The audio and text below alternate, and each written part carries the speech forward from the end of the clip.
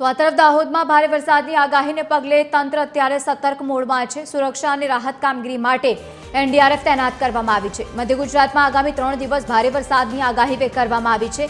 આ ચેતવણીને જોતા દાહોદ જિલ્લાના સંવેદનશીલ વિસ્તારો પર તંત્રે નજર રાખી છે। સંભવિત આપત્તિને પહોંચી વળવા માટે દાહોદ જિલ્લા વહીવટી તંત્ર સંપૂર્ણપણે સજ્જ।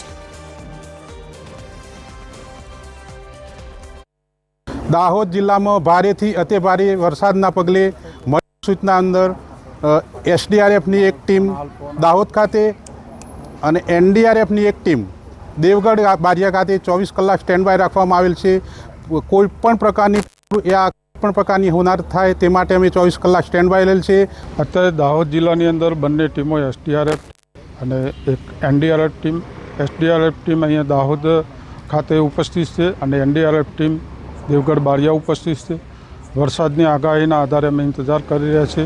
मामलतदार साहेब या कलेक्टर साहेबना हुकम रहे एटले गमे त्यां कोईपण वरसादनी आगाही पड़े त्यां अमे रवाना थवा माटे ऑलरेडी तैयार छीए।